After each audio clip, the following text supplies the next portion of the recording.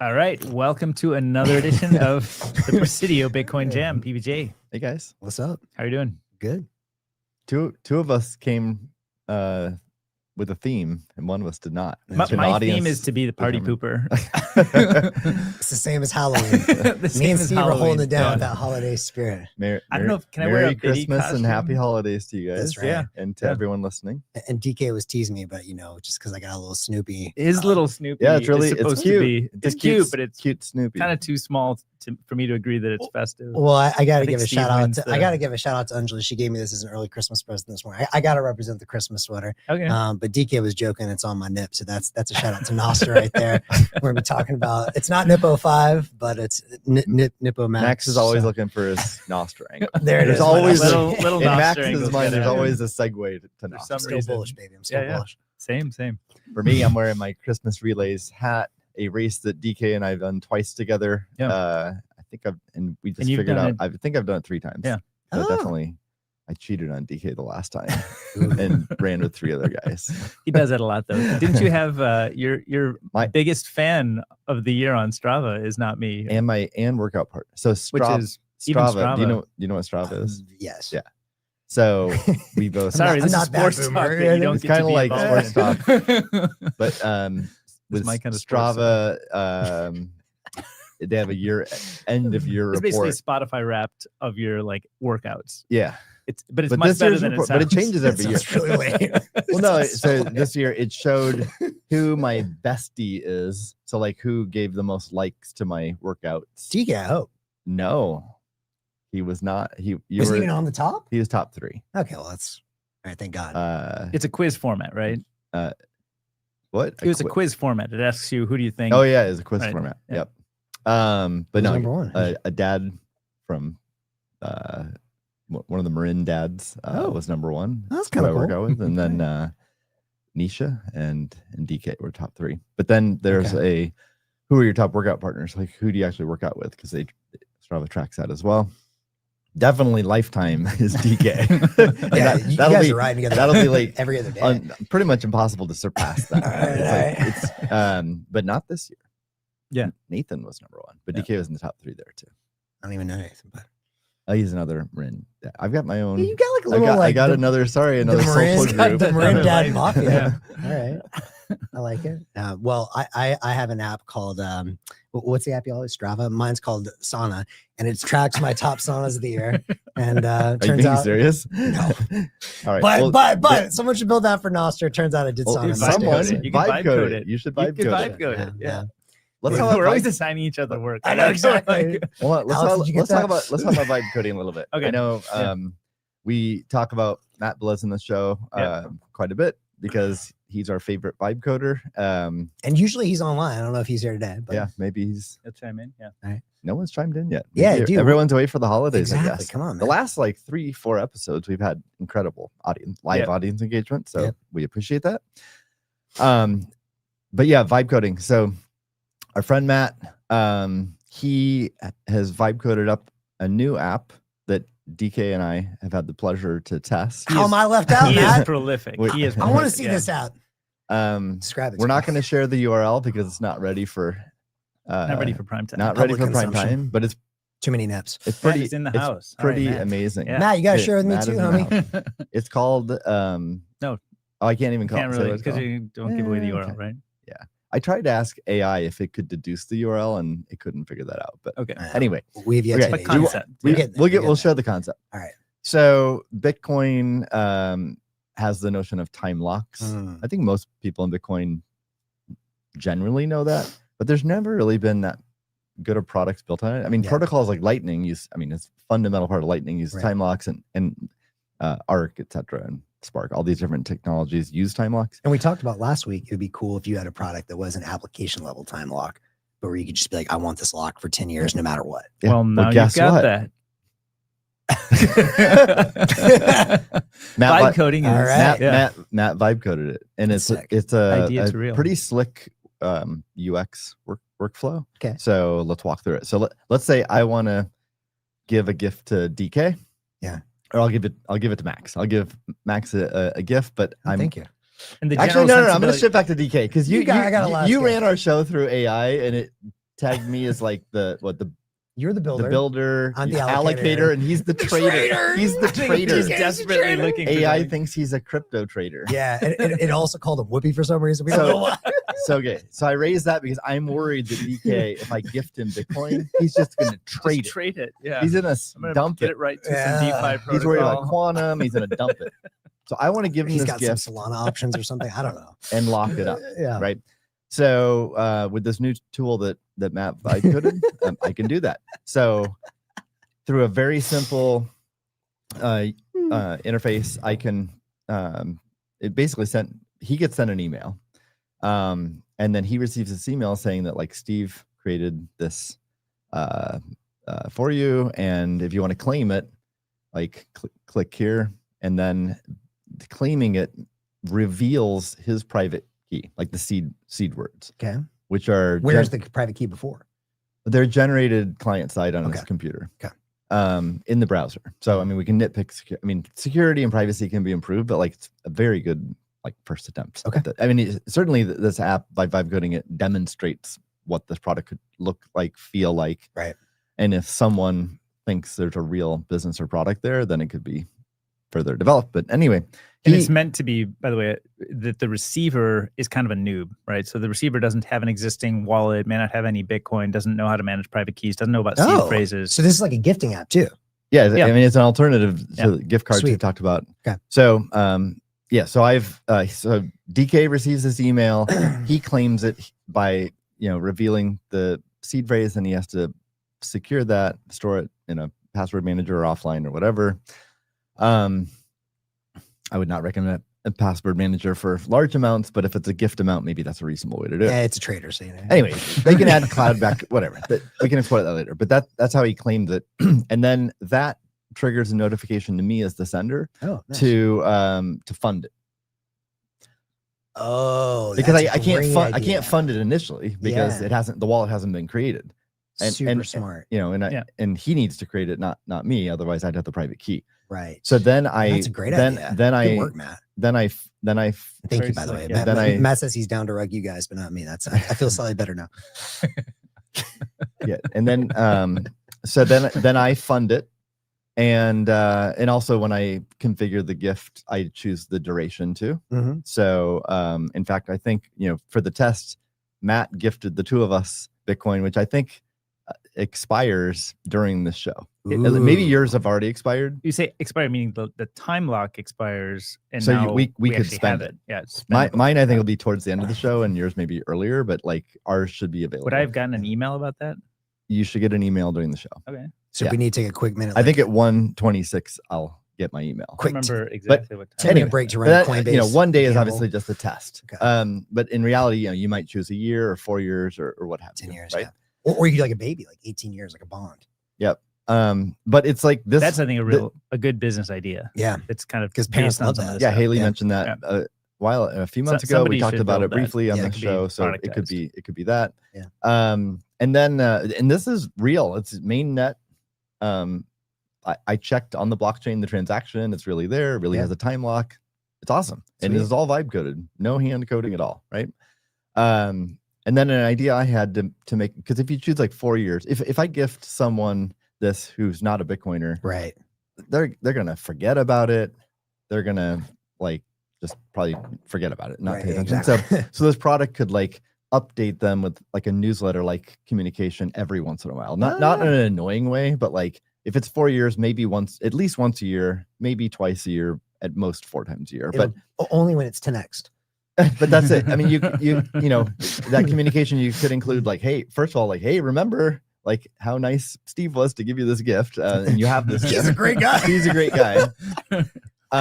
But also price information and action, and like maybe some top news, and then also just a reminder of like the timer, like it's 3 more years until it's available or whatever. I love and it. then and like That's a great security idea. best practices, Yeah. and it so do that periodically Tax and advice. keeps people excited and engaged. So I think it's super cool. It's a great idea. This could actually be like a business. Yeah, It should be a business. Yeah. and I think it's a great demonstration of a primitive for like the gifting or the baby bonds kind of thing, right? It's basically like it's all of the basic infrastructure you need. Now it works itself as a product, right? but you could actually layer on all kinds of other product And ideas on services. top of it. Totally, yeah. That's just like, I mean, it's almost like an exchange, sort of. Like, Matt says 2 p.m. I forgot the timer starts when he funds it. First, no, No, not when he funds it. When he first sends the email, he sent us the email at the same time. Ours expires at the same time. Oh, okay. now is this the kind Poor of thing, timing though, Matt, because it's half an hour after the show. So, but anyway, So we'll you'll take our word we'll for it. update in the new year. I mean, it's incredible that Matt, you were able to vibe code this. Like, that's gets me even more bullish on vibe coding. Is that the kind of thing that, like, my understanding was like for anything like dealing with private keys or whatever, you still probably want to like a human, like really artisanal coding it still? Is this the kind of thing that like, Yes. Well, so do you Matt, feel like safe? No, not really. But I mean, Matt's talking about like, what does he want to do with it? And It's a demo. my understanding is at most, well, certainly a demo. And, you know, he may launch it, but like he already has a you can only fund it like 2,500 Bitcoin, and by that I mean Sats, right? So hashtag reckless. almost dust level on chain. Right. So whatever, even if this were a full blown product and business, you'd probably want to limit it and put some constraints on it.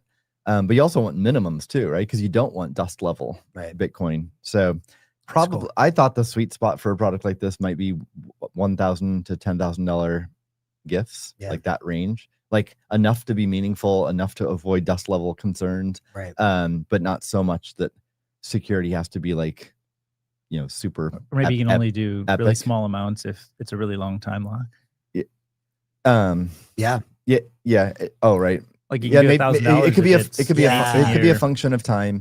And then but even that's if someone actually productized this, there's definitely like things to do for security and privacy to improve it.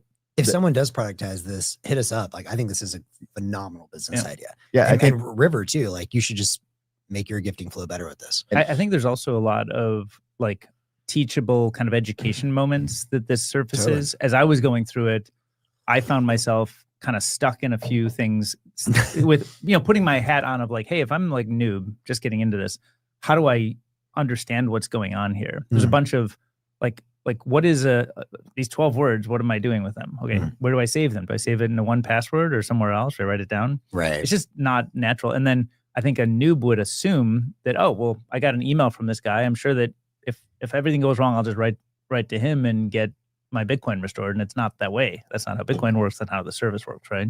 He's not building a custodial thing where he can help you recover it.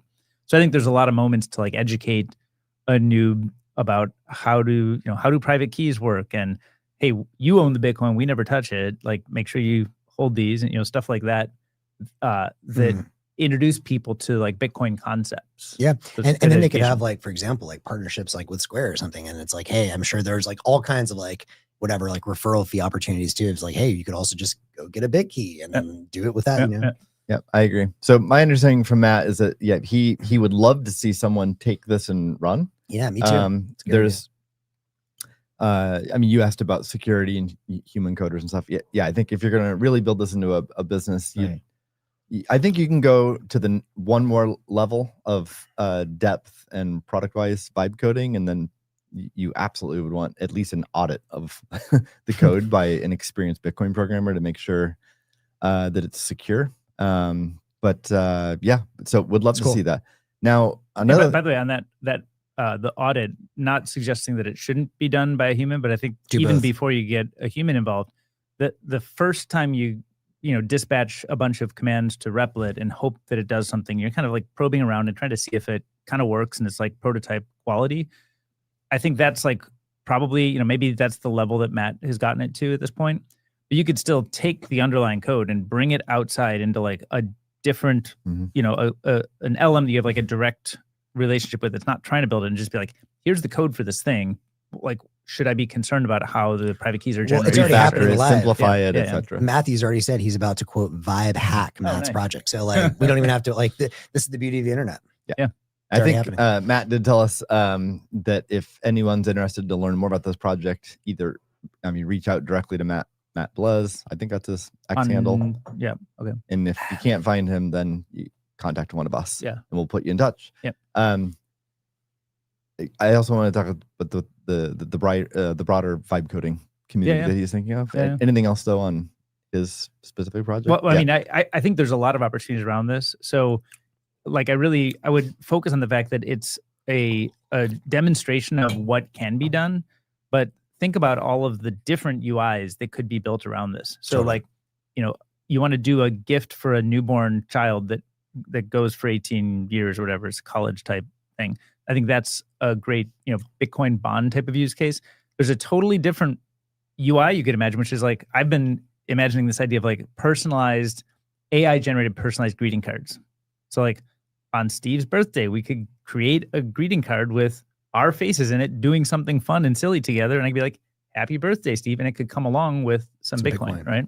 So I think in a sense, this is the foundational layer, but it's not just one product. It's almost like a foundation that could go in a lot of different directions. Well, and that's why I said it feels like the early days of like an exchange. It's almost like an exchange. Like once you have an exchange, then you can build lots of products on top, like Bitcoin backed lending, like payment services, whatever. And but you need first to get the relationship with the customer and like someone that's like acquiring some Bitcoin. And this is a great way, like a new novel way to do that. Yeah, actually, 2 more points on this product. The last couple episodes we talked about the gift card experience, and I had high hopes for it. It was a little disappointing because of the significant friction on onboarding. This does not have that, right? So because there's no regulatory issues here. It's completely self-custodial. There's no licensed MSB. There's no regulatory requirements. So it's a very slick onboarding UX, which I think is great. And secondly, we talked about business model of gift cards. Gift cards, it's a tough business model because the middlemen have so much power that they extract all the margins. Unless you go around them.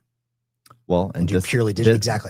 Exactly. So this product goes around them. So the margins are like completely that service. Now you have to have a plan to acquire customers. You're not at like Walgreens or a grocery store on a rack. You don't get that distribution, but you have to find new ways to distribute. But you capture all the margins. Yeah, and I mean, I was talking a little bit with Bob, and he was giving me just a bit of an overview of the gift card landscape. These are massive companies, like tens of billions of dollars valuation. Like I didn't realize how big they were. Yeah. So there's something there.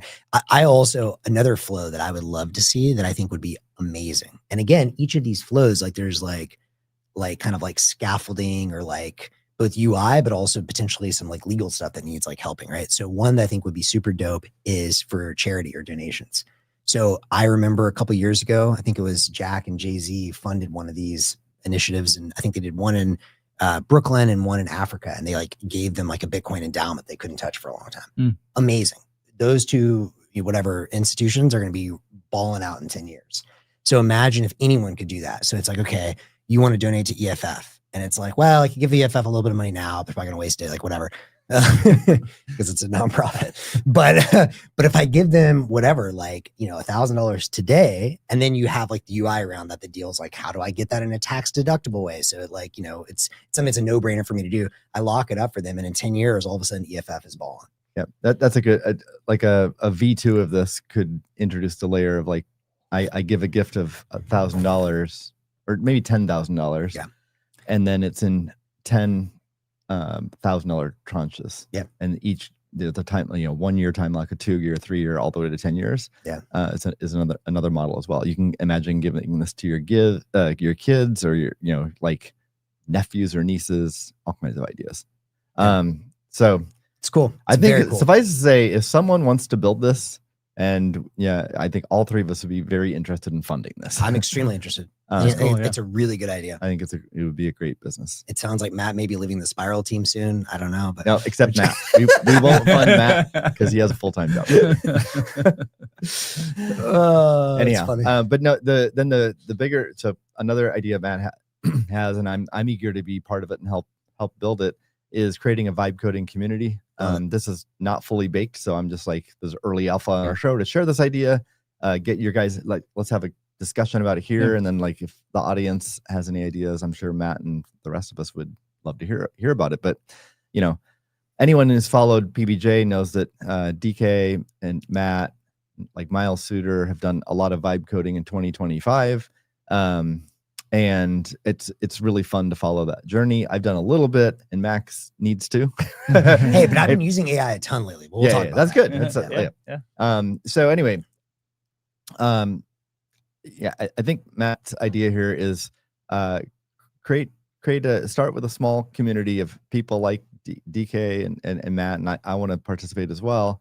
And I was speaking with Dustin earlier from Presidio Bitcoin. You know, he got second place in our hackathon in May. I'm a big Dustin fan. And he you know, he's super excited about this community as well. But it would just be a community of people who vibe code, build apps together, but also like a you know, alpha testing, beta testing. I love it. Right? Because even though I have not been building a lot, I'm definitely like an avid tester of whatever DK or and same with you, right? Yeah. What DK and Matt and others build.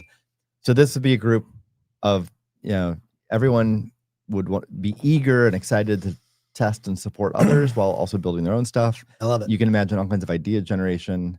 So yeah, I think it's great. What are your thoughts on it? Yeah, I mean, I love the idea of having a place that's curated. So we just trust Matt's curation bar is going to be that everybody there has enough of the right context, motivation, and ethos. Yep. And then I think like the first users of such a thing should always be people who are like kind of like also, you know, hacking their own and wanting to, you know, game recognize game and see what you're doing, kind of show off a little bit of like, hey, I found a way to do this, check it out, right? Yeah. I think that's almost like the healthiest kind of petri dish around which something new could grow versus, you know, just you could always create something, just like tweet it out, but that's a little diffuse versus this is more concentrated, high signal of other people who kind of get what you're doing and go on that journey with you. So I'm like very excited about that. Is he, where does the sort of, I mean, he and I have chatted offline separately about this idea, but where do you think about the line of like, does it have to be Bitcoin focused vibe coding, or could it be things that may have a payment component that get discovered later? Like, how do you sort of think about what would be most productive there? I think if it has Bitcoin payment in it somewhere, I don't think, in fact, I think explicitly it shouldn't just be like, this is a Bitcoin app. Like that's not the thing. I think using somehow Bitcoin Rails is amazing, and that should be part of like payments. Yeah. But like, I would almost, I mean, not almost, I would much rather see something that's like, oh, this is just a cool app, and then later find out, wait, there's Bitcoin. Yeah. I haven't discussed that with him, so I don't know what his vision is, but yeah, my opinion is it should not be, Bitcoin should not be required. It definitely shouldn't. I mean, what Max just said, it definitely shouldn't be, you have to build Bitcoin apps. Right. And I don't even think Bitcoin payments has to be required. It's just like build cool shit. Yeah. And if now, the people who are going to be participating in this, at least initially, are going to be Bitcoiners. So we're going to be thinking about how does Bitcoin make this app better. So I have no doubt Bitcoin be weaved in, but I don't think it should be required. Yeah. I also see. Yeah, I agree. Matt's just agreeing with this. Basically. Yeah, so Matt agrees. Yeah. Great. And I also see. I see Austin joined the chat too, and he also participated in our hackathon, and I forget if you guys got third place or, I mean, you built whatever place you got. It was a compelling app, and it was vibe coded. Yeah, it was good. I think you got third place. So this seemed like a community that would, you know, Austin would love as well. And one thing that I would say is also, I would love to see also not only a bias towards Bitcoin, but really a bias towards Nostr as well. Because I think, to me, a lot of the superpowers of these apps are going to be with the portable identity that you own, or user-owned portable identity with the social graph. Like, one thing I would love to see, maybe it's not in V0, but like, you know, and I requested this from Matt in his impressionista.ai or .fun. Yeah. One of those. Anyways, is that, you know, I would love for every project to itself have an NPub, which a Nostr identity, such that you can easily publish that and just start collecting zaps, getting notoriety. Like having the platform itself be sort of Nostrified would be amazing. Agreed. And I think that just makes me have even more conviction that this shouldn't be messaged and positioned as a Bitcoin thing or a Nostr thing. Right. Yeah. Because we want to attract people who don't identify as Bitcoiners or Nostr ostriches or whatever, right? Yeah. So Nostriches. All right, sorry. Exactly. I'm not really in that club yet. But anyway, we want like just a Silicon Valley type builder to join, and then they'll see others using Nostr and what it enables uniquely, and build stuff that, oh, I didn't realize that. And same with Bitcoin. Yeah, right? I think it's great. It's like, you don't want to push people to be, hey, you got to use this technology. It's more like, go build whatever you want. And there's things that you can't do the old way, but you can do this new way. Like, this is available in case you need it, you know? Yeah. And speaking with Dustin earlier this morning, he's excited about exactly what you said. Not I love it. Nostr within this community too. Yeah, amazing. And even better if we can, because we have Builder and stuff, we can just like demo stuff live too. So it's cool. Yeah. So if Love anyone has any more I ideas, think it's great. share with us or contact Matt. For sure. Hopefully we get that going in January. And what's the status? It kind of is.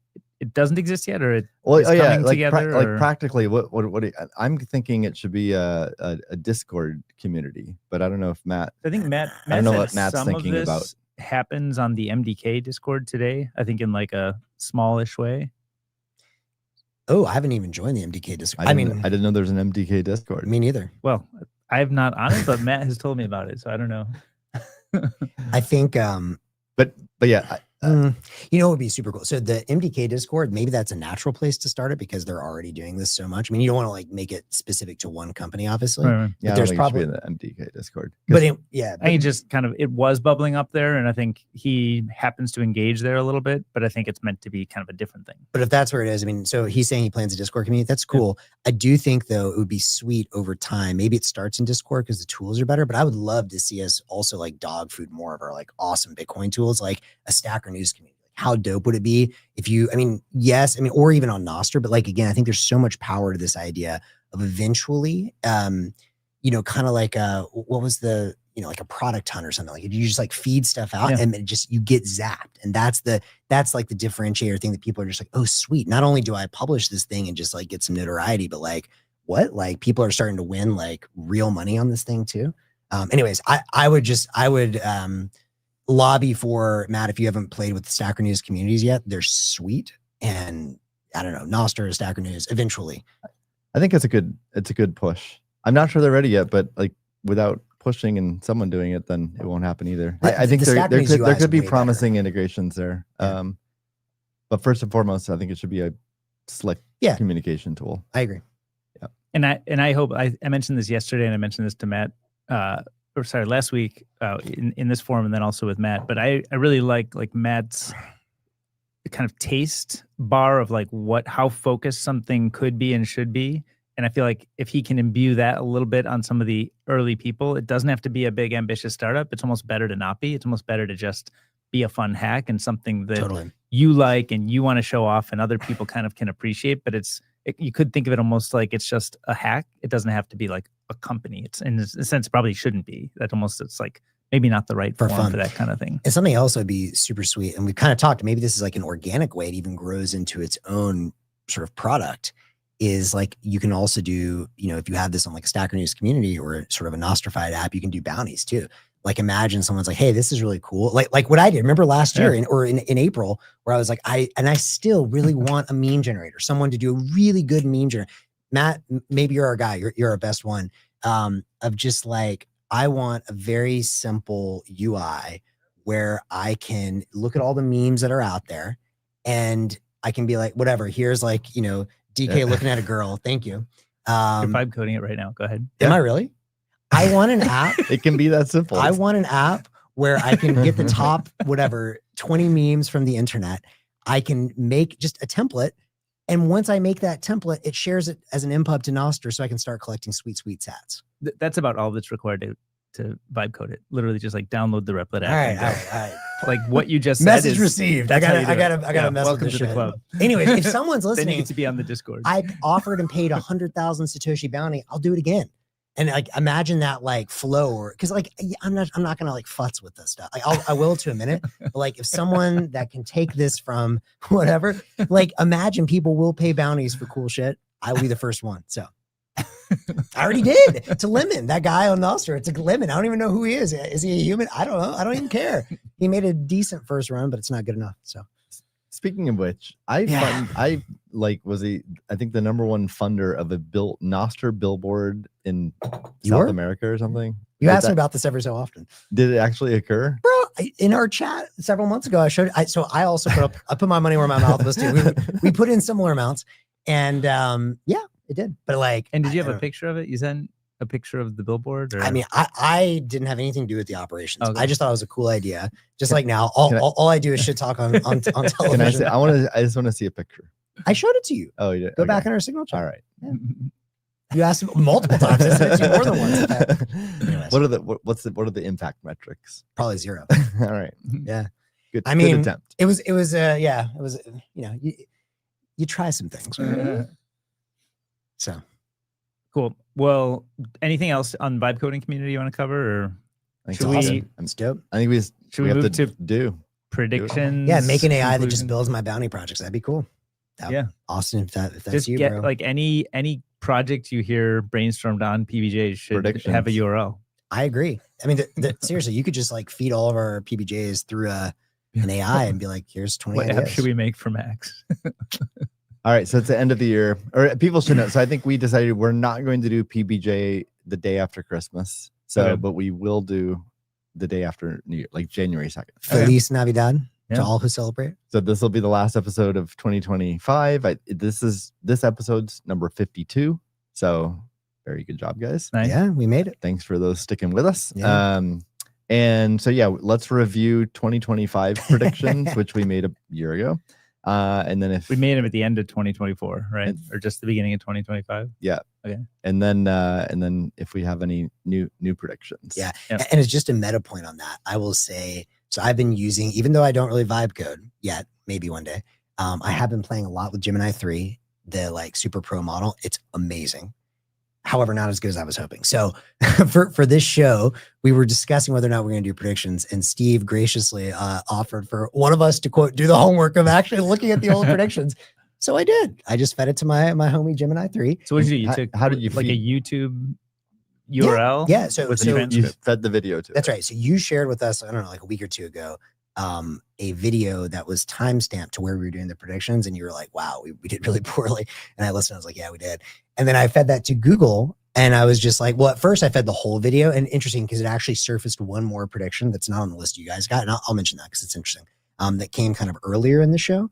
And then I was like, well, just keep it to the actual prediction section at this timestamp. And, it fed them out. It took out for each of us to various predictions. Although I think he got wrong a couple of like who made which predictions, because I listened to it again this morning myself. So not perfect. And the analysis was like Poor. Yeah, mediocre on some, poor on others. So anyways, point being, it was, and I think that's kind of the danger with AI still, is like, it's really good in certain things. So you're like, oh, like it's actually helped me with a lot of stuff. Believable. Yeah, right? exactly. It's believable. And so then you're like, oh, like I'll just roll this. One other quick, I guess, pre-prediction before we get into Bitcoin stuff. One of my predictions in playing with all of this AI is it's both good and bad. But this model to me, Gemini 3 definitely represents a major jump from everything I've used in the past. So even though it's not perfect and there's still mistakes and hallucinations or whatever, like it's getting a lot better. But there's the danger in that is one thing I think AI is going to do. This is the first prediction is it's going to, I think, put people more in their own kind of like weird warped reality bubbles. So as an example, in preparing for this show, I, been chatting with my homie Google, and we came up with our own like kind of like list of possible predictions for this year. I didn't have time to listen to it. Now, one way that AI has changed my life, and I want to give a shout out to DK for this, is I've been using, even though here's another app, another bounty app that I would like. I've been using 11 Reader to just feed articles in and listen to it like a podcast. Cause I don't know if I just like have developed ADHD over the years, but I can't like fucking sit at a computer and fuck with stuff. I like to walk. I've been walking almost 15 miles a day. I'm a big walker. And when 15 miles a day? Yeah, I've been going crazy. Is that for over what period? The last couple days. Yeah. Oh, okay. I did a week of 10 miles a day. Yeah. And that was a lot. It changes your life. But the reason is because like now that I have this new superpower, like I feel like if I'm sitting inside as the days get shorter, I just like, I feel just angry. The light is gone. I don't like it. But if I'm walking and now I can queue up here the 10 articles or things I need to think about, or I'm like learning, like I feel like my learning rate is vertical with this 15 miles. It's not exactly 15, it was like 14 and a half, but still, who's counting besides me? What's your annual daily? I don't know, let's see. Annual daily steps. I don't always have my phone, so this is not perfect. Let's see what we got here. My December's always really low. So I'm really working to try to keep the December up, but with this atmospheric river, I'm worried. Bro, I'm about to just absolutely obliterate your December. Do you even want to know? Okay, I do want to know. You want to know for the year? Or you want to know for December? I want to know for the year. For the year? Yeah, 7.7. Is that miles? Yeah. What is it in steps? I don't know. Is that man? You gotta always do these damn currency conversions. No, just go to the steps section. I'm getting there, bro. Do you know your number? Yeah. Do you know yours? Yeah, it's like 15,000. Okay. Per day. per day for the year. for every day of the year. Yeah, the Wow. average. I'm at 15,440. Okay, so we're about the same. So I guess I can say I do 50 miles a day. It's fine. No. Because 15 miles, that's a new one. Hold up, bro. I think I'll be at like 7,000 or 8,000, despite running and biking a ton. Don't be getting all crazy for the week that I've been like up in my game, and this is not whatever. I'm at 20,388. Wow. And to be clear, on my good days lately, I've been between 26 and 29. Very nice. But that's a lot. And you're exhausted. By the end of the day, you hurt. You feel so good. It's like, but the thing is, it's like, I'm actually getting more done because now when I had this 11 readers app, it's so good. I can just I've had like 10 things that I wanted to go through, but I literally I hate sitting at the computer now. I can't do it. But if I feed them now, I'm just like, I'm listening to it. And the great thing is, and this is where one of my predictions is, people are going to start getting their own warped reality bubbles, which is not necessarily good. Because now what I'm doing, I did this last night to prepare for the show. I was like, all right, listen, Google, we go back and forth. All right, I don't got time to read all your stuff right now. I want you to export this. I'm happy for you. Exactly. I'm gonna let you finish, but first I'm gonna export this, load it up in 11 reader, and then I listened to it like a podcast. And I was like, damn. But here's the thing, because when you really push Google into an area like Bitcoin or energy stuff that I actually know pretty well, it's like you listen, you're like 80-90%, like that's really good and convincing. And then every once in a while, I'm like, wait a second, that's wrong. And so you got to test the limits with something you actually know to see where the edges are. But still, I mean, but the thing is, it sounds really compelling, and some of it was genius and some of it was bullshit. So I think people are going to increasingly, but you can make it say whatever you wanted, right? So people are going to go in their own little reality bubbles where, I was thinking, I don't know, like Nick Carter's into stable coins. So he can probably have one where he talks about stable coins. I'm, into like Bitcoin payments. So I hear one where it's going to be Bitcoin payment. Like everyone can hear their own version. And are you feeding it stuff that you want to read? Yeah. You're both feeding it. Are you using it for any discovery or? It's a lot of steps, dude. I know. Yeah. Do you even walk, bro? Dude, you even walk. I know. It's kind of crazy. It's Well, it's also like it's the winter. I need that light. Yeah. Anyways, but the point is, like, you can make it say whatever you want it to say. Yeah. And so it's like in the current reality bubble world, you can find, like, if you want to listen to Alex Jones, there's Alex Jones. If you want to listen to whoever's the other equivalent of Alex Jones, you can find that. Like Ideas from the Edge. Yeah. But now everyone can have their own custom reality tunnel. And that's, I don't know if it's good or bad, but it's interesting. Yeah. It's new. Yeah. So 2025. So he's like, stay on topic. Come on. Exactly. We have reality tunnel. the list thanks to AI. Yep. How do you want to do this? Do you want to start with yours? Sure. However you want to do it. I mean, I don't have the list in front of me. So I have it in front of me. all right. Steve brought the receipts. I'll let Stu Bitcoin the judge. price will rip to $500,000 in 2025. That was DK, right? That was me. What? I It would says, say that. it says Oh. max. That doesn't, I sound was like the kind of thing a trader would say. and I'm gonna dump it before it does. Dump at the highs, baby. I just want to say, I think it got some of these like labeled by the wrong person. So just whatever. We'll get to that. But yeah, dude, I was The 500K was you though. I was super wrong. Yeah, I'm still trying to understand what is. I mean, the good news is whatever. Like, I don't really care. Like, timing is kind of relevant. I'm long-term thinking, but it is interesting to me because it's like, I did think we were going to have more of a traditional cycle. We haven't had a traditional cycle at all. In fact, if you price it in gold, like Danny does, we didn't even have a bull run. I think maybe we're up a few percentage points or something. Like, it's Bitcoin's down versus gold over 5 years. down versus gold. Yeah. Down versus Tesla a lot too, as DK and I discussed yesterday, but it's down versus a lot of things, AI stocks, but specifically, like, it hasn't even had a bull run. Like, I forgot where I saw this on Twitter, but someone was making the point where if you price and adjust for inflation dollars, even where it was at the high in 21, at the blow off top versus now, and you adjust for inflation, it's like similar. Yeah. It's not like a clear bull run at all.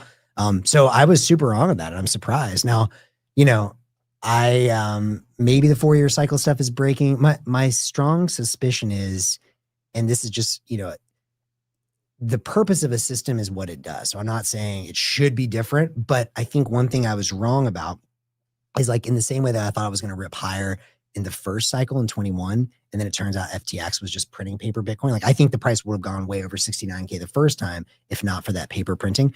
My guess is there's one day we're going to discover that, like, turns out the whole financial system is like FTX on steroids somehow. And there's like all kinds of shenanigans. Yeah. It's just at a much bigger scale. And the whole system is like that. Yeah.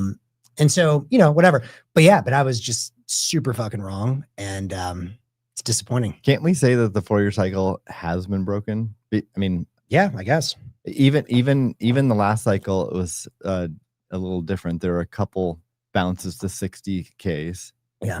And which was not a similar pattern. And this one, the 4-year, I forget the exact timing, but basically by the end of this year, it should have it should have ripped. We should be at a blow off top. Right around now is when we start the decline to a bear market. By the way, which we're sort of in, but we never had any kind of rip. I know this sounds like a dumb question, but I'm just going to ask the dumb question. What the heck is the 4-year cycle? Like, is it a calendar year? Is it based on the halving? It's post-halving. So it lines up from halving to halving, or like? Yeah, and to be clear, I mean, we still did have like. And how many verified kind of sequences are there? 4 of them have happened, and we're in the 3, 4th. We're in the fourth. Yeah. Okay. And to be clear, I mean, if you look back 2 years ago, and by the way, just everyone's like, oh, Bitcoin is so down. It's like, I mean, 2 years ago we were at 30K at Christmas. So like, I mean, just everything in perspective. Now, some would say high or that was low. Well, that was low. I mean, like we're obviously higher than that. So my point is, at the time it was higher or low. Yeah, and you saw, you know, Bitcoin price action go higher prior to the halving than it had in prior cycles, and part of that was because ETFs got approved. Yeah, I mean, I don't know. It's just like, I'm not saying halvings are irrelevant. Like, obviously, reducing the supply is going to increase price in some way, shape, or form. I mean, but you already know that's going to happen. Well, and so that's the question: is it getting priced in earlier? And I don't think it's possible to price it in. Yeah, which is a whole nother. Maybe we talk about that. Yeah. If you actually believe you can price it in, I think it's a fascinating discussion. But I'm quite convinced you can't price that in. Yeah, well, it's kind of like people talk about the inflation rate of Bitcoin. You know, Bitcoin has an inflation rate. We know what the inflation rate is, and it will eventually hit the 21 million, but it's not actually there, right? Yeah, and I just want to agree with right? Matthew. I mean, I was super wrong on my prediction. Like, I'm clearly not a trader, so I mean, from now on, if you want price action, talk to DK. But we have a lot of predictions. So let's stay on track. So because we've only gone through one of like 20, and we have to do next year, and we have other topics. Wow. And we got like 400 more. So what a job. Okay. All right. Multiple breakout Lightning Network applications with millions of dollars flowing through them. Yeah. So I would say the spirit of this was wrong. It didn't break out as much as I thought it would. However, as I did do a little bit more sort of research and reflection on this, I don't know. Again, with Lightning, it's hard to know the actual numbers. You know, you saw the announcement of Speed Wallet getting funded. They claim that they have like a ton of volume in excess of millions of dollars. This has processed over $1.5 billion in annual volume. Yeah, which to me sounds like like AI hallucination. Extremely dubious and skeptical, but maybe. And if so, you know, that would be. Can we get a refresh? I know I shared in the group, and you guys are like, we already talked about that. But what is Speed Wallet? It's the guys, the payment processor for Steak and Shake. Oh, okay. Anyways, point is also a lot of gaming and stuff. Yeah, I don't know if they have the games or they're the wallet to the gambling, but yeah. I mean, so I think there is real growth there. There's real activity. There's real activity. There's billions of dollars, but it's well. And to be clear, I said millions. So if they're claiming billions, like probably. Well, no, the AI hallucination is claiming 1.5 billion. Anyway, well, it's not an AI hallucination. That was in the press release for that. Okay. I'm quite certain there's real activity there. Yeah, there's real activity there. Like, we know there's volume on Cash App. Like, that has grown. We know that the exchanges. Well, I mean, a year ago, Coinbase didn't even have Lightning, right? Or 2 years ago. So like, that's probably grown. So I would say technically I could probably squeeze this to be yes, but the spirit of what I thought was no, because I thought we're gonna have some like clear breakout winners. Right. All right. Your next one, prediction markets on Bitcoin will emerge. Yeah, they emerged. Well, predicts. Yeah. I don't think they got as big as I thought against spirit, but like, yeah. And this has Bitnomial secured CFTC clearance for Bitcoin-based prediction markets. We have to ask Matt Wraith about that. I don't know anything about that. That was an AI comment, but if Bitnomial is doing Bitcoin-based prediction markets, that'd be interesting. Multiple Nostr apps will process millions in payments. Yes, specifically naming Primal. That's definitely no. But when I re-listened to what I was talking about today, I don't know if the AI got this exactly right. I think the payment part was totally wrong. I did say we're going to have, breakout Nostr apps in addition to what we have. And again, the spirit, what I said, was a little too bullish. However, I actually thought more about this, and I was like, in a way, not the payment volume piece, but the user piece is yes, with BitChat. I mean, BitChat, I would argue, is probably the most popular Nostr app ever. So in the same way we're talking about Bitcoin. And notably, it doesn't claim to be a Nostr app. Exactly. So in a weird way, yes. On the user front, definitely not on the payment front. Yep. Your next one, first AI agent to become a multimillionaire using Bitcoin and Lightning. Again, it kind of like said that, what's his name? Truth Terminal, right? The goatsy dude, or yeah, Truth Terminal. But Yeah, but that already happened. It had happened the yeah. year before. So, I mean, technically in a court of law, maybe, but like, but no. Next one, Twitter or X. Lightning. Yeah, that's We'll integrate Lightning for mainstream volume. That's a no. Next one, Nostr will be used for authenticity verification to combat deepfakes. Not really. No. And the last one from Max, the U.S. government will nationalize MicroStrategy. No, now to be clear, that's AI is wrong on that because I was not saying that would happen this year. So part of your 2025 predictions. But in general, I still believe that's going to happen, that they will nationalize. I think there's risk MicroStrategy. of that, yeah.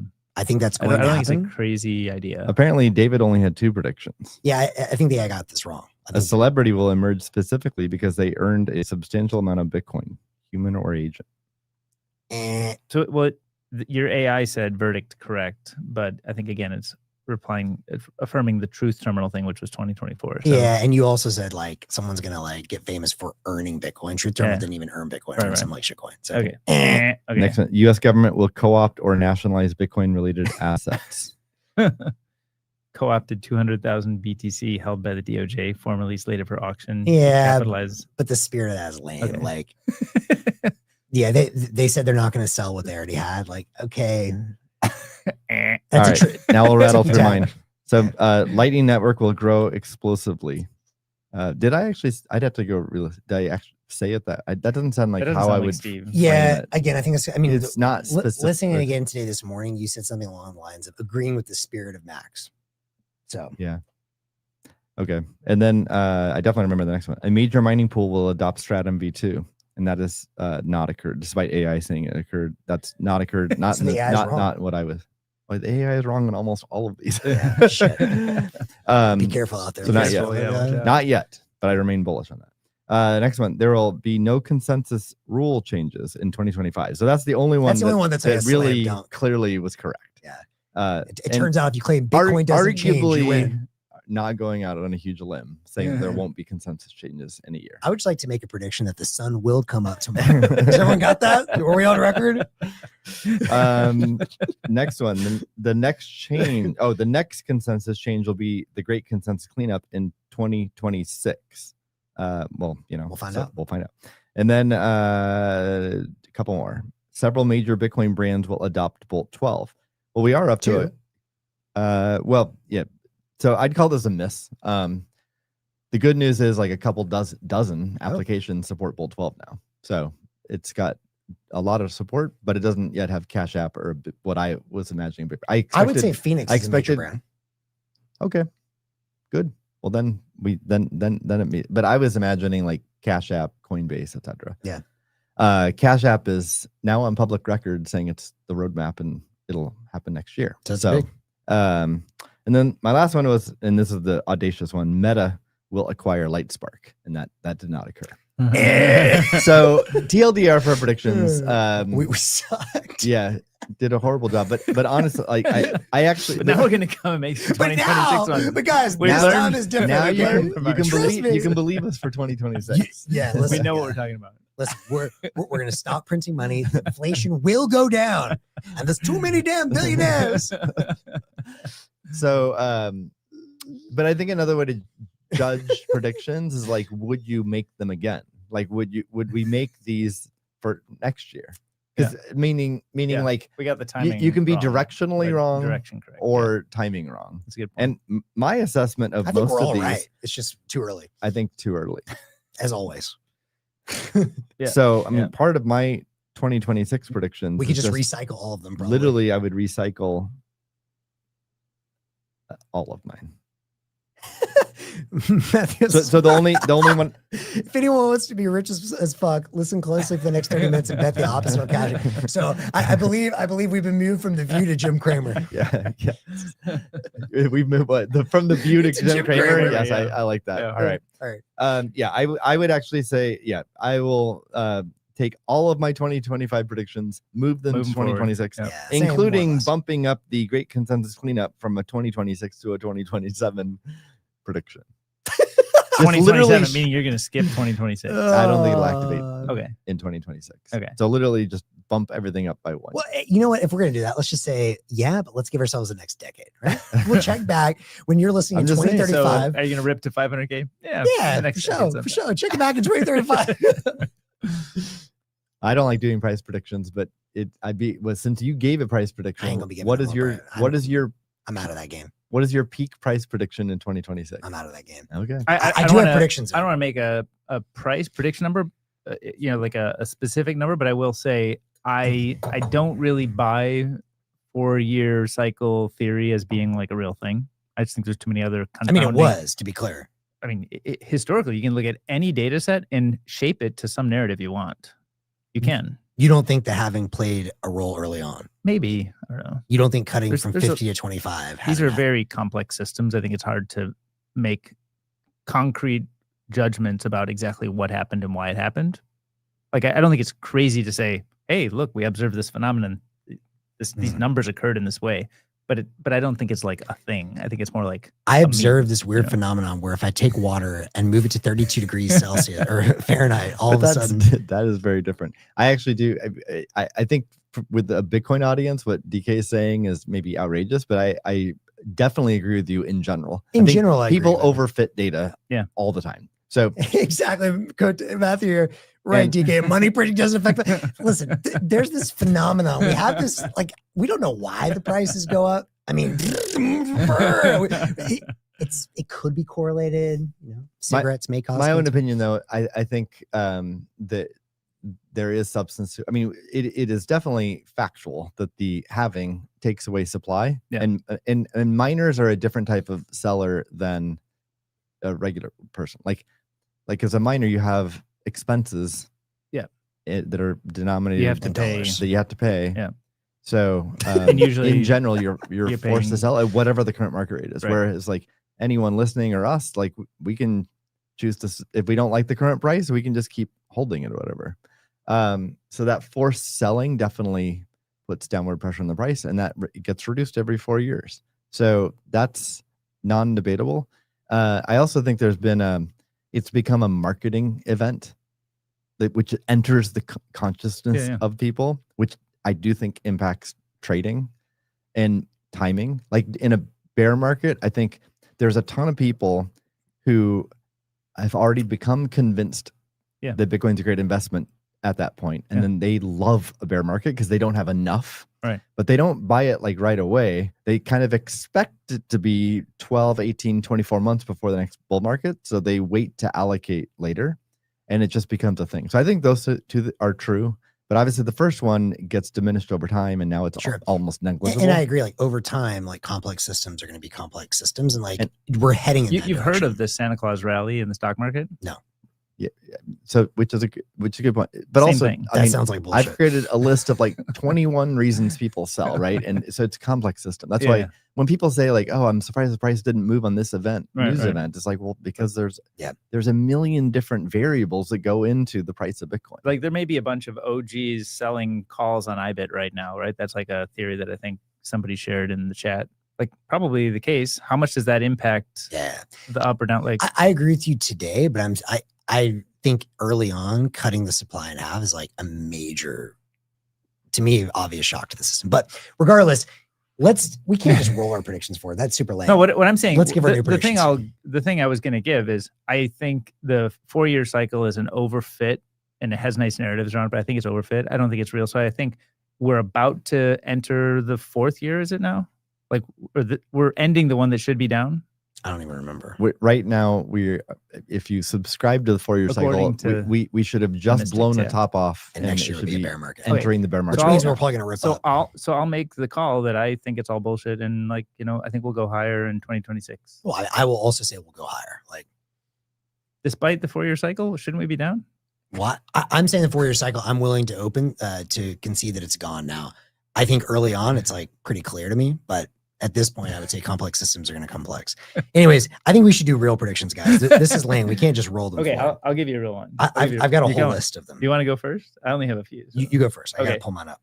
Vibe-coded Bitcoin payments with at least one example as some interesting moment. So I think there's going to be some, kind of like what I said with the agent stuff. I think there's going to be somebody, like Matt, who has already demonstrated on a small scale that a bunch of people are using the software he built and paying him in Bitcoin to use the software that he built on a very small scale, but it's people he doesn't know.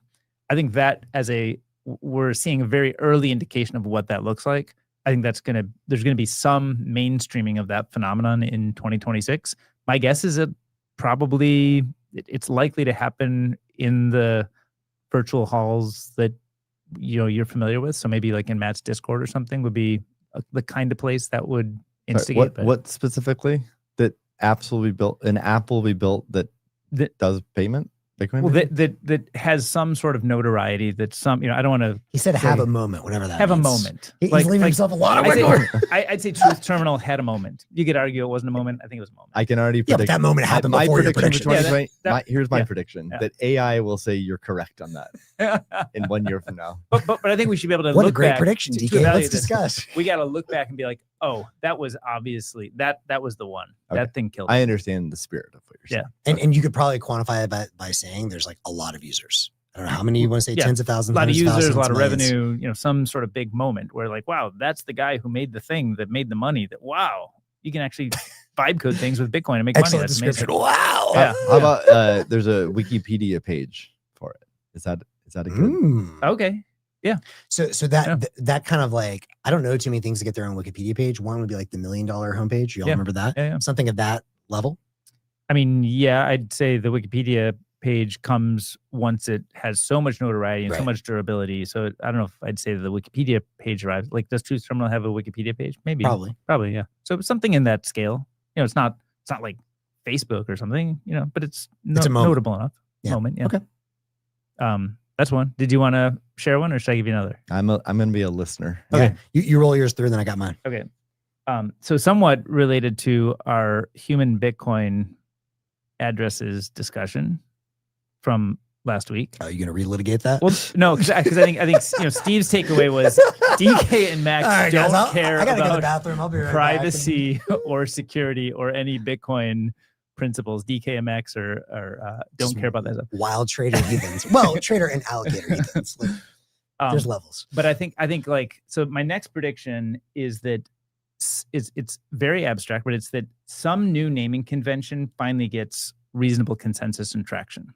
And I think human Bitcoin addresses, BIP353 is a great candidate. We've seen like UMA from Spark and Spaces protocol, and there's a bunch of things, and I could see several of these things coexisting in the future. But I think we'll see some new type of, new meaning something that is not yet widespread today will become pretty much a standard within 2026. People are like, yeah, that's the one we use. Anchored to Bitcoin or no? You may have insider info.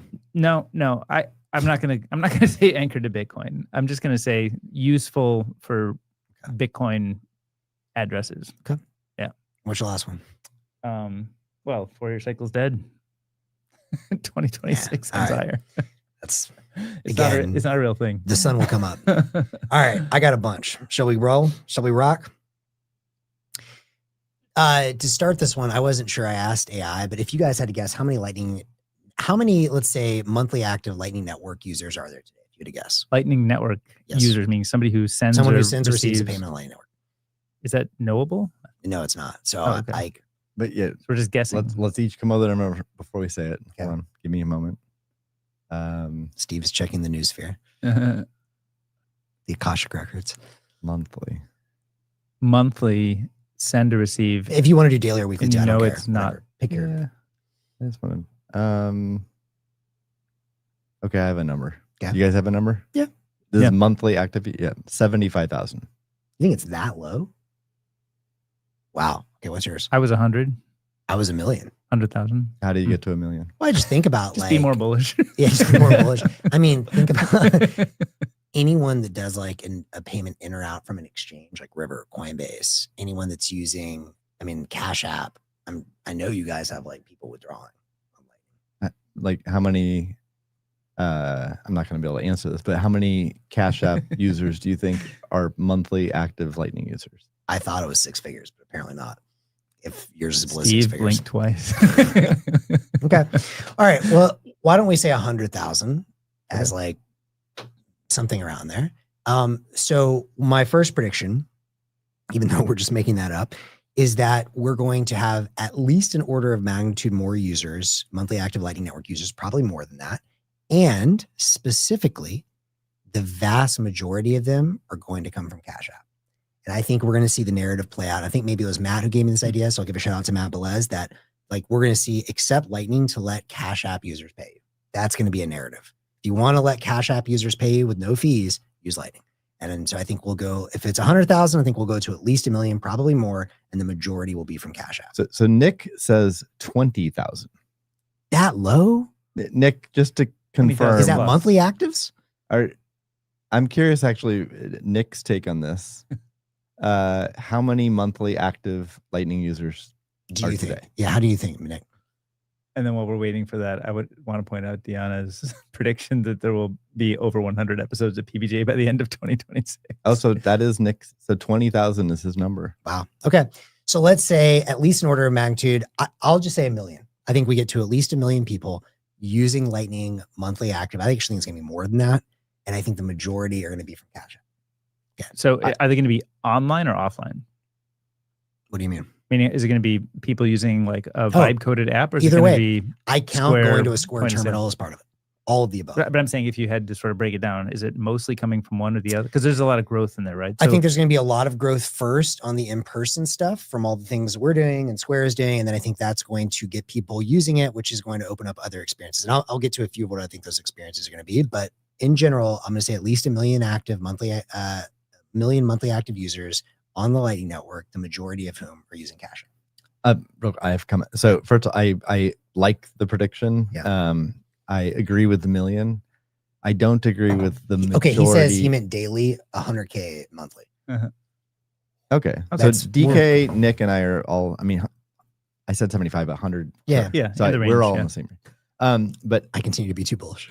Or not. I think I'm right. I think Cash App will see tremendous growth. I don't think it'll be the majority of the 1 million. I mean, think of all the new Spark enabled wallets. Totally. Like Wallet of Satoshi already has a lot of users. I think they'll grow. So that makes me even more bullish. Yeah. So I think Cash App won't be the majority, but I think it's going to be the majority. And the 1 million. If it's not, I will be thrilled because I think Cash App is still going to lead the way. So even if it's not the majority, I think it'll be the plurality. And if it's not the majority, then that makes me more bullish. So I would love to have that be the case. Okay. So that's my first prediction. Good. My second prediction, and you're going to love this one. I swear I didn't plan this. MDK specifically is going to get major adoption and power. I'm going to say tens of thousands of new apps, at least vibe coded apps. I think specifically MDK is going to be the most popular way to add payments on Replit. So much so that Amjad and co are going to notice and either in some way, shape, or fashion, I'm not going to predict how they're going to do it, try and add Bitcoin payments in themselves once they see the success.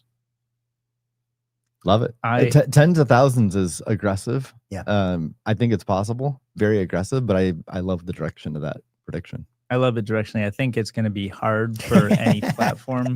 And yes, I am, as Matthew says, break my own bags will pump. I am manifesting. I will continue to do that. But I also believe. I'm an investor because I believe. So, all right. So that's my second one. Number 3. I think we're going to see the first site where a demonstration of the thesis that you monetize energy in whatever way it pays the most. And so I think we're going to see the first site that's explicitly designed with both GPUs for inference and ASICs for mining, and the first example of real-time electrons moving between the two based on whichever will pay more. Say that again.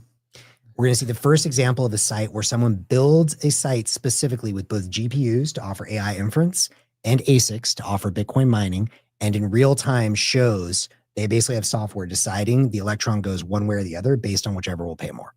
Between ASICs and GPUs? Yes. For like inference workloads? Yes. Okay. Why? I'm not sure I understand what the spirit of what it's trying to communicate. So this is part of a much longer conversation. Tune in next year to Ideas from the Edge. Got to give a shout out to my guys, Tomas and Ocampo and John Komkov. But I think the biggest story of the 21st century is the commodification of labor and capital, and that it's all photons and electricity at the end of the day.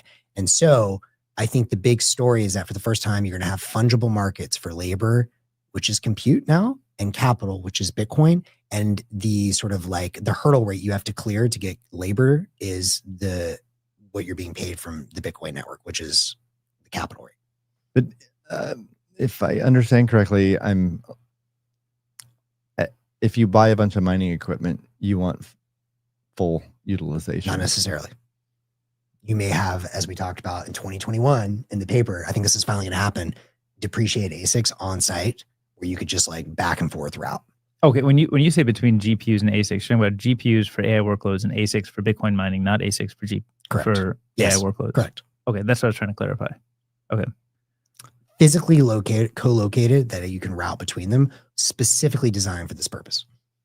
I think it's gonna be tough with Bitcoin mining is very, in a sense, like practical mercenary. It's like, what do I put in and what do I get out today?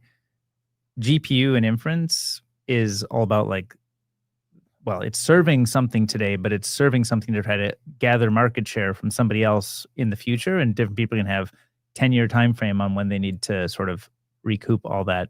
So I'm cautious about being so like easy to switch from one to the other. Cool. So I'm pretty confident on this one. Yeah.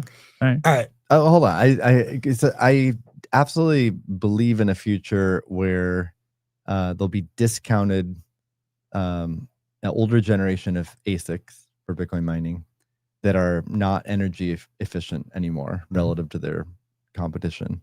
So big farms paying 4, 6, 8 cents for electricity literally will just take them offline because they're not profitable. And then if there's no market for them, they're literally they priced at zero or maybe even negative because you have to get rid of that. Mm-hmm. And then if you have renewable energy where your energy is zero or negative, you're happy to take zero or negatively priced equipment. And even if you only get to run it 20% of the time, you're profiting. Mm-hmm. So I totally believe in that. But I'm not sure I understand a vision where I buy this old equipment. I also buy all these like GPUs or TPUs or whatever. And then I have energy available 100% of the time. Like, why wouldn't I just buy the AI stuff and run that 100% of the time? What advantage am I getting by buying? Well, for one, you may be limited on how many chips you can get. You might be using old NVIDIA chips as well. And this might allow you to overbuild and build something much bigger than you thought you were otherwise going to be able to build. I think it's going to be tough to overbuild in AI. We'll see in the near term. Okay. All right. So we like all your predictions except for that one, but it's good. It's good for predictions to be debatable. Yeah, right? It's good to be debatable. Okay. Number go up. The next one is worthy of debate. These two are kind of related, so I'll bring them one at a time. The next one is, I think we're going to see the first agent-to-agent payment with Bitcoin, without a human in the loop. Now, you can debate what that means because I don't think it's going to be fully autonomous. Maybe the agent's still running on a system like AWS that could be unplugged. But I think you're going to see the first agent pay another agent in Bitcoin. And that you could create a toy example today, yes. but you're talking about something more than a toy? Or? No, I think a toy would count. Sufficient. Okay. Related to that, I think we're going to see the first example of AI evolution where Bitcoin is the price signal or is the like reward function. So like an agent evolves its own code or activity based on trying multiple things and going with the one that receives the most apps. Yeah, I'm still trying to like make this concrete in my mind. Is there like an example application so imagine, that you can walk us through? I won't say too much, but like imagine there was like a meme generator on Nostr and it had, you know, whatever, like a certain flavor of memes it's generating. And it ran, I don't know, like 2 examples, like one that's more like PC, one that's not. And it like develops along a path based on which of those gets the most apps. So it develops, meaning it generates new images along that meme like a new series. version of itself. It's like, okay, the next one, now we see, you know, it's like the meme that gets the most is like, I don't know, the African child or the guy looking back. So we're really focusing on that. Mm-hmm. Mm-hmm. Okay. What else you got? Is AI going to be able to evaluate these things? The next one is while we're on Nick the subject on of AI, MDK. since we're on the AI topic, I think that's probably a little too early for this to happen by itself. But I think you're going to see the first toy example that gets the conversation going around the idea of a sovereign AI as the future business entity, like beyond C corporations or LLCs. So that would be something like what we've talked about with the what do you call it? The Maple AI guys. Some toy wins enough that people say, oh, people start talking about this idea that like AI agents with their own reward function is the new business entity beyond C corps and LLCs. Mm-hmm. Okay. I think at least one. Yeah, I like that one, by the way. I think that's like contained enough. It could be simple early examples. I feel like I'm into that. Okay. Okay, here's my next one. I don't know how to like quantify this one exactly, so maybe you guys have ideas. But I think Bhutan is going to emerge as like the clear big winner from Bitcoin, or at least example of what is like El Salvador has kind of been that so far. I think Bhutan becomes like the country that's like clearly gaining the most from Bitcoin and continues in its march of becoming its own version of like a Singapore. Yeah, I like that one. And I mean, El Salvador. That's related to this news, right? Somewhat related to the news. It's related to the news, related, but it's been, I mean, a story for I feel like years, El Salvador has had within the Bitcoin community at least 100x the awareness. Yes. But Bhutan has had 100x the actual results. Substance and results. And so I think that starts flipping in 26. And why is the discrepancy between the awareness versus results? Because one's quiet. Well, Bhutan has accumulated a ton of Bitcoin through hydro mining. So it's like clean energy mining. They've been doing it for years. Are they purposely doing it kind like of on El Salvador? they supposedly tapped into a volcano. Like, is that real or not? I don't. It's hard to know. And even if they have, I think it's a token amount. Where Bhutan has like the amount of Bitcoin they've accumulated is like more than their entire treasury. Like it's like it's 40% of the GDP. Yeah, it's a 40% of the GDP. It's huge. It's like massive. So they have like, I think it's like 1,100, like something real. I mean, they're donating $1 billion to their like mindfulness initiative. So or isn't that, not aren't they the ones donating, who say they measure or gross national happiness, they're right? investing in a city. In my understanding, I'm not sure 100%, but I think they're not actually investing it. I need to go deeper on this. My understanding is I think they're going to use it as collateral. And so right. I think I read that from that article. The key idea, another key idea I want to get out of this is that more nations are going to look to Bhutan as a model, because Bhutan, one could argue, yes, they have the gross national happiness thing. They're like a sort of a Buddhist country. By everything I've heard, their king is somewhat, I mean, he's a king, but sort of like an enlightened king to a degree. And so it appears, at least on surface, that they're using the winnings from Bitcoin to actually improve the lives of the people that live in the country, which is really fucking cool to see. Mm-hmm. And one could argue that this could emerge like an alternative to, like, you know, in the past you have IMF loans. Like, well, now you see another alternative where someone's using a different form of collateral outside of the traditional system, and it appears to be working, and that's going to get people interested. And they're also going to see that Bhutan's #1 export to the world is hash rate, which is a big deal. Yeah, I love that prediction. I totally agree. And I'm a much bigger believer in Bhutan becoming what you're saying versus El Salvador. Cool. What scale is Bhutan doing hydro mining on? Or like, what if they announced this specific number for their treasury, or what they? I think they have. I forgot the number off the top of my head. I think they have at least 1,100 Bitcoin. I forget the exact number. And is it bigger or smaller than El Salvador? Or I think it's smaller but bigger per capita, because it's a tiny ass country. Is what bigger or smaller? The treasury? Oh, the Bhutan treasury versus El Salvador. Okay. Well, is it? Does anyone know how much El Salvador has? I know it's way bigger per capita, but no, I think it's. Anyways, regardless, I think that narrative flips. Let's look at those numbers, because I think it's way bigger absolute and per capita. Yeah. So anyways, I think that becomes a big deal. I just lost my predictions. I had a couple more. Oh no. Now it's asking me to log in. Oh, That's annoying. I assume you guys have not ever been to Bhutan. Not yet. I want to go. Not. I've actually, interestingly, it's a place I've wanted to go since childhood. As a kid, my dad took me to the. I'm trying to do this damn. Everything you got to do with AI now. This is where I feel like a boomer. While he looks it up, I was partially invited to go meet with the king to give ideas for what they could do with Bitcoin. What? Through someone I know, but That's then sick. that didn't come to fruition. But I would definitely take. how do you I would get a definitely take up partial the. invite? I would definitely take up the invite because What I does a think that. partial invite look like? Hey, come by if you're free. Well, someone I know who has been to Bhutan and spent weeks with the king said that they were going to invite folks to come and share ideas, and then that didn't. I don't know if that actually happened and I didn't get invited, or if it has not happened. And what is the? I think I know the perk you're thinking of too. What's the rough population of Bhutan? You mentioned it's tiny. Is it like it's 1 million people or 100,000? 800,000. I don't Okay. remember. It's something It's in tiny. that Yeah. order. Okay. So I got my predictions back. So How many that's a more big one. predictions do you have? 3 more. Steve's getting Okay. tired. I'm just embarrassed because like Max is owning me on predictions. Well, just Well, on quantity. On quantity, as Deanna says. I think she had one on there that were, well, it's gone now. But she was like, I've given my opinion whether I like or don't like the predictions, but it feels like AI slop as well. But actually, not actually. I'm these are good predictions, homie. AI slop. No, they are. I did use AI to help me. You on use some. AI, but To some, yeah. but I came up with a lot of my, and we iterated. This is what I'm saying. Google's That's like okay. That's okay. my research partner. You don't have to anchor on your intelligence. Okay. It's plentiful in the universe now. The next one is, but the taste. It's the Tastemaker. curation, yeah. Gusto away. All right, the next one. You ready? First Bitcoin gets mined in space. I know the probability of this. It's high. You know the probability of this. Like, Yeah. you know of an actual project Because happening. the guy in charge of doing this just laid out in an email to me the probability of happening. And you're not on this email. No, Why am I not on this no, email? you're not on. Well, it's a like a Alpha Q3, Q4, and Q1 probability. I think.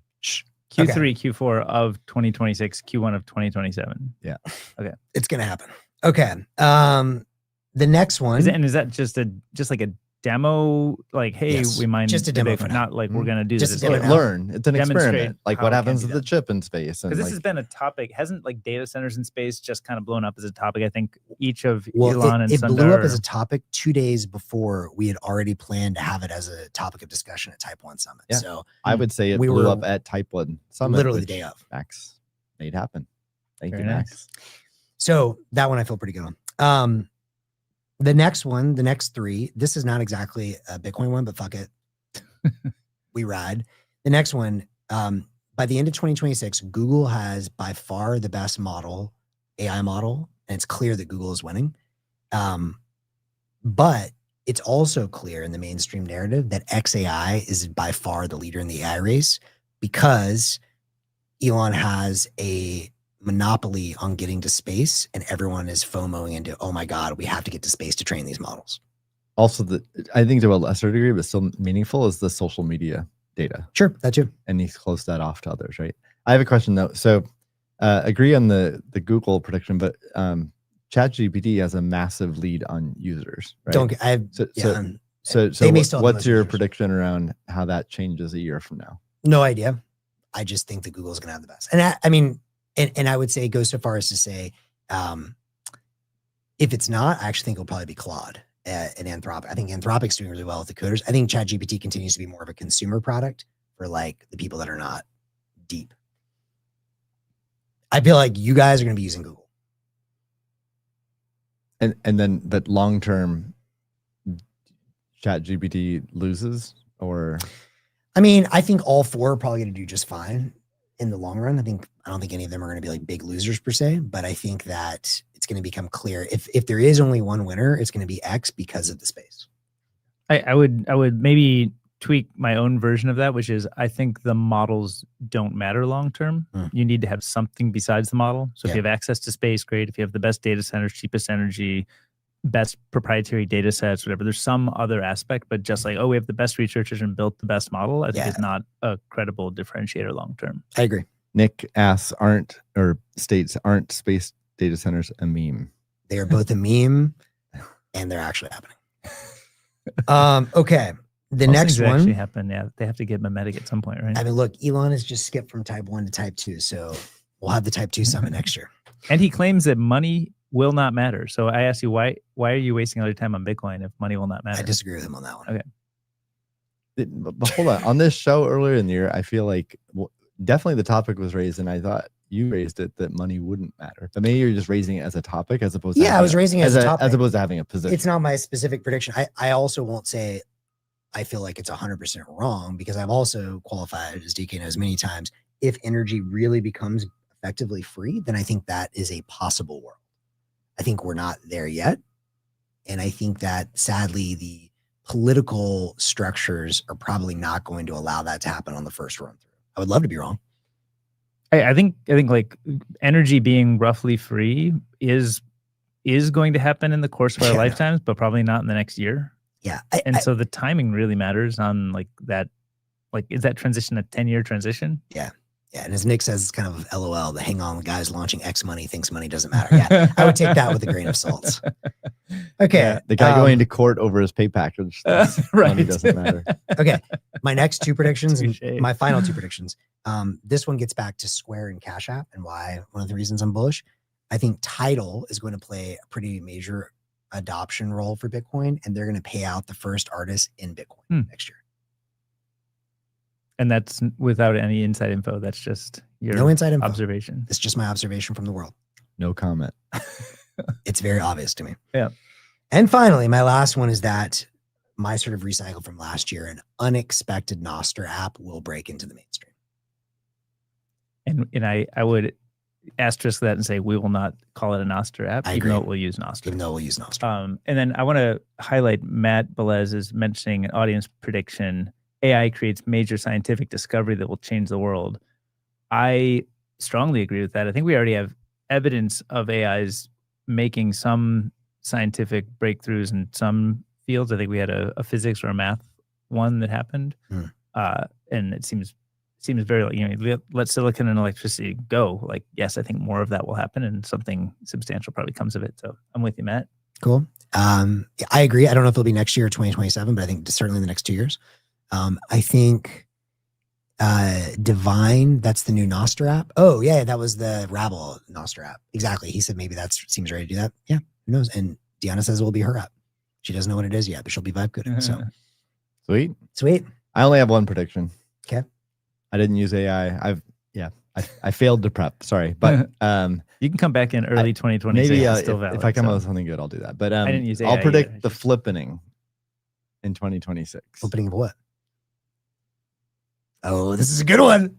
The Bitcoin B symbol over SAT. Oh, okay. Right. The sentiment will shift. Yeah.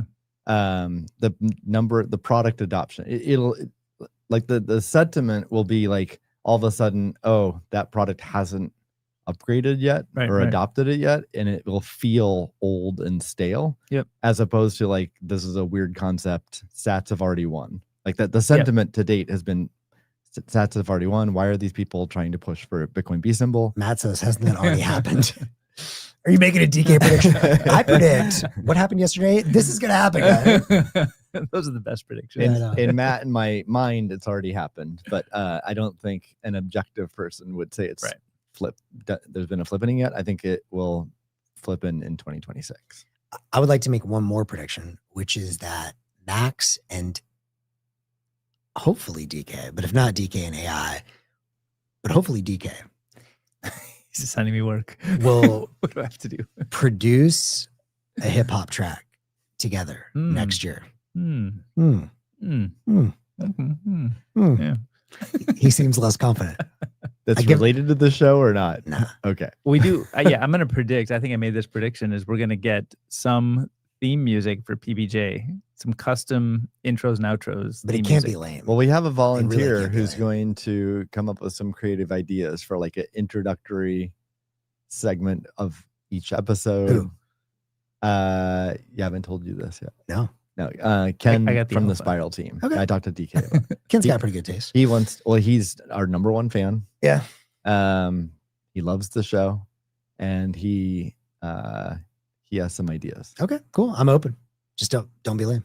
And I know I've been going on and on about this with Alex just before and with Steve on our bike ride yesterday. I don't know if I've mentioned to you, have we talked about the Acquired podcast? You mean you made a big deal of it last week? We're like, okay, you guys, hey, listen, have you, I don't mean to get too excited. Have you guys heard of the Joe Rogan podcast? I know. I just found this great podcast. I'm so late to it, but I'm so in love with it. I'm even later to it though. But you got into the NFL one. Good? Yeah, I'm an hour into the NFL episode and it's fucking amazing. It's really good. The Google I've already shared it with my whole fantasy football league, calling it a must listen. The Google series is amazing. Yeah, the Google series is dope. I haven't even listened to this morning when I went to the gym. I started the Visa one. Of course, it's amazing. D-Hawk, have you read the book? No, it's basically that is their primary source. Yeah. Is the book. So it's kind of like it's like an audio conversation. Them sort of they've read the book, they researched it, they talked to they talked to the D book before he died. Dude, by the way, if you haven't read that, read that book.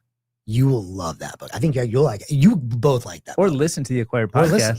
Yeah, but It's effectively like. But the book D-Hawk is I forget what's the name of the book. It's One from Many. Alan Farrington's a big fan as well. Shout out to Alan. He has great taste in That's books. the book. Yeah, it's the book. There's like there's some lame ones too. Some other book I heard of. Yeah, no. That's One from Many. One from Many is one of the best business / philosophy books I've ever read. 10 out of 10 recommend. And it's very poetic as well. There's one called The Power of an Idea. Yeah, that's not. These are like the lame ones that these guys will listen that's to. not the ones. These are the lame ones. Okay. One from Many is beautiful and poetic, and like it's a book about life, and it's by the guy that founded Visa, and a business just happens to be part of it. Oh, cool. It's excellent. But as kind of payments nerds, I think you'll enjoy the Visa episode. I'm going to finish NFL and then Visa. Yeah. And I'm late to the game here, but I agree. It's like so good. I am such a huge NFL fan, and you're not much of an NFL fan, right? I mean, I might get back into it a little bit because I'm a Saints fan, and the Saints have just been so bad for so long. But now we got a guy that's like decent. So but I'm a huge fan. Spent so much time watching it and understanding it. And like the first 60 minutes I've listened to this podcast, like 59 of the 60 minutes, it's information new to me, really, and super valuable and interesting. Wow. Because it starts in the 1860s. Oh. So go the origin of American football. And it starts with college athletics, yeah, and then it goes, and then the introduction of professional and the different leagues. It's just amazing. We all grump on fees about the 3%. None of the early merchants cared at all. They were like, amazing. All these new customers can come to me and just pay, and it's so easy. Like I think it was 5 or 7% or something, and they didn't worry about it. So to be clear, from One from Many, you'll get the payment nerd stuff too. Okay, he talks about cool. it, but it's from his perspective. So it's like a philosopher king learns about payments. It's kind of like a little bit like Jack Dorsey. He's doing it and he's doing cool business stuff, but like he doesn't really.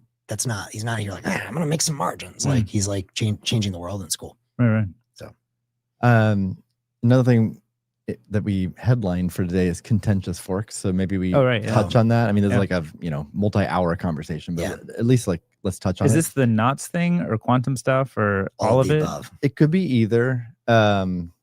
So for those that don't know, I worked on a project with Lynn Alden and Crypto Ren a year ago called BCAP, Bitcoin Consensus Analysis Project. We mentioned it a few times this show earlier in the year. Never really went deep on it though.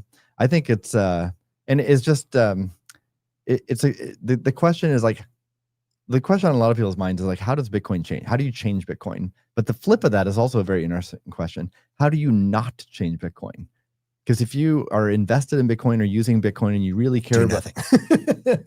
Well, but let's say we're investors, or let's say we're running a traders. Business. We care very much about the properties of Bitcoin. Right. We don't want it to change because we like the properties of Bitcoin.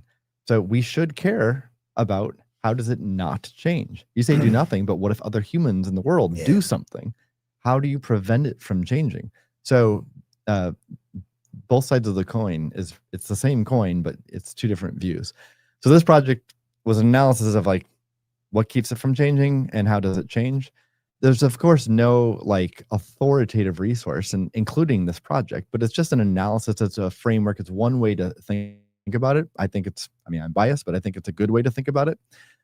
So we produced that in 2024, launched it a little over a year ago. And I feel like now that there's a couple of topics that are related to this, it'll be more valuable to other folks. One is the not stuff. So there's a BIP. It was 444, now it's 110, but trying to like defeat spam and confiscate coins, etc. But it would be a consensus change. I don't think there's a whole lot of merit. Certainly not merit, and there's not much oomph to that. But like, nevertheless, it's a topic in social media at least. And then quantum continues to rear its head.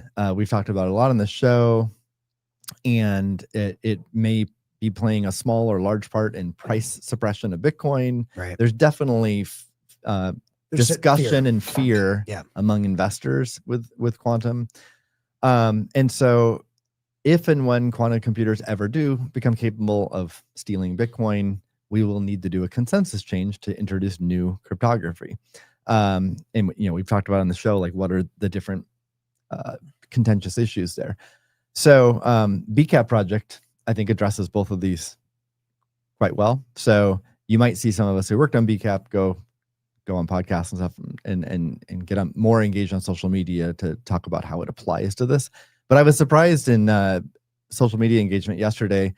Nick Carter's spending time looking at the quantum issue right now, doing a lot of research, writing a lot about it. Which is great, by the way, because Nick is a smart dude. So I'm happy to see Nick's a smart guy. And he's positioning as a bit of, I would characterize it, alarmist, though. So more alarmist than I think is really. But I'm glad, because even if he's wrong, like, it's good that people are like taking it seriously, looking into it. So well, that's an interesting discussion point. I mean, like, because the question of like, when will a quantum computer be like,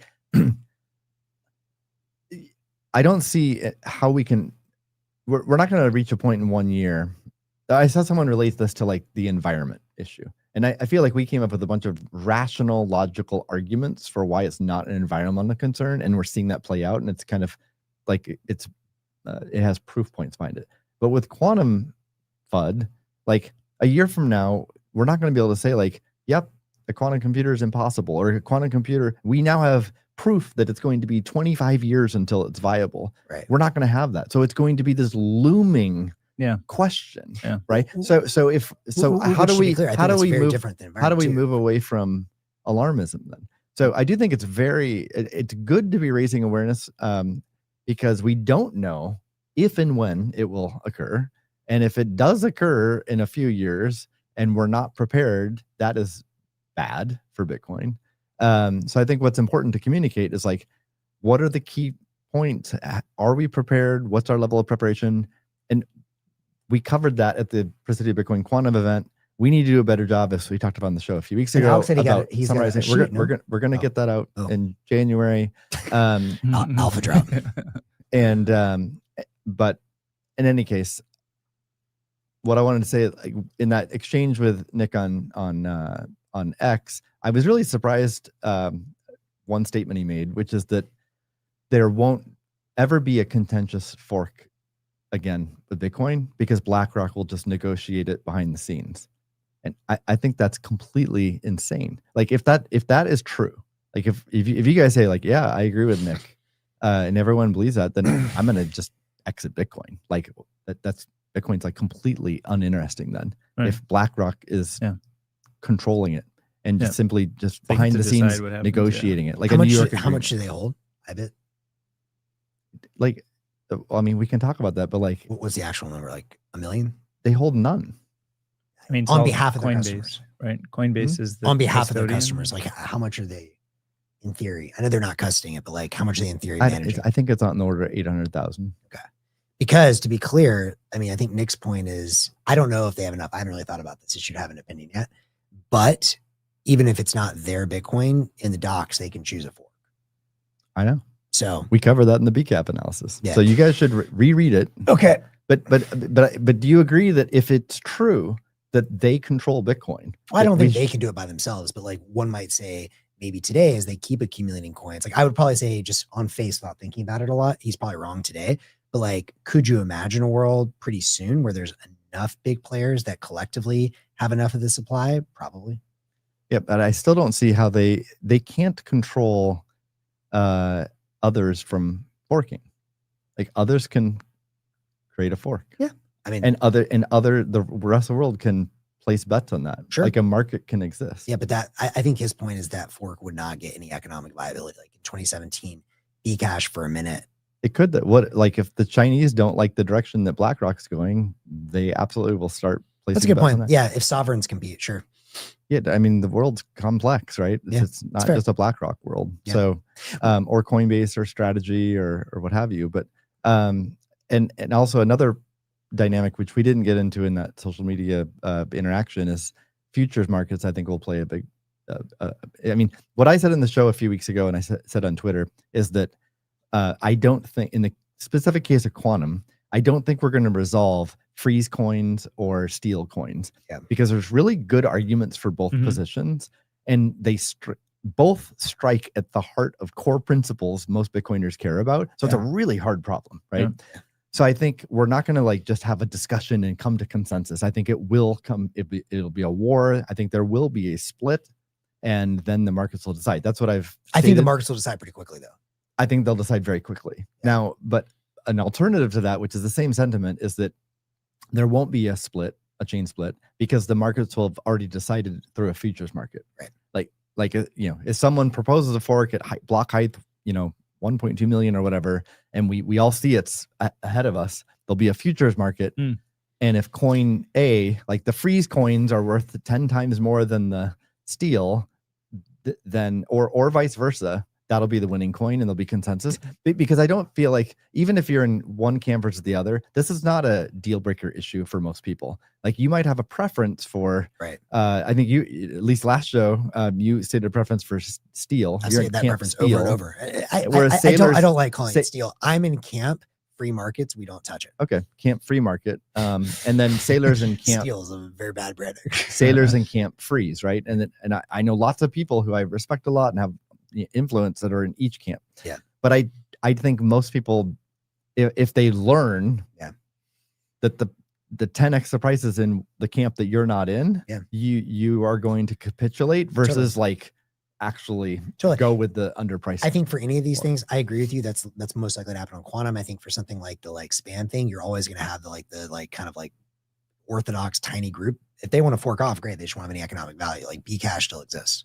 So I think there will be forks, but it's going to be obvious which one has value versus not. But I don't think it's a negotiation by BlackRock. Now, one thing I do think merits analysis is to have a fork, you generally need miner activation. You don't technically need it, but that's the easiest way to get a fork. So since mining is very centralized with a few mining pools, you can have mining pools, and the BlackRocks and Coinbases of the world get in a room. But even then, I think the Chinese are our friend there, in the sense that it keeps things adversarial. I think it's the incentives of Chinese companies are not necessarily aligned with Wall Street. 2 last thoughts on that. It'd be interesting to get your take on the BCAP project, if it changes at all as BlackRock accumulates more coins. And second thing on the quantum thing, I know we're way over time, so in a future episode, I would like to see anyone that dismisses Nick's arguments also be AGI pilled. One thing that I will say is I know Nick is AGI pilled. I know a lot of people that are debating him are not AGI pilled. I would like to see a credible person that disagrees with him, or is on the opposite side of alarmism, that also believes, that we're not going to see AI rapidly increasing all kinds of discoveries in mathematics, technological breakthroughs, like Matt said, in healthcare, because I think that's one area where a lot of people I disagree with, and I do agree with Nick. Cool. All right. Great episode. Great year. Yes. Great. Happy holidays. Looking forward to 2026. Till next time. Hasta luego. Later. Bye-bye. Great show. Amazing show.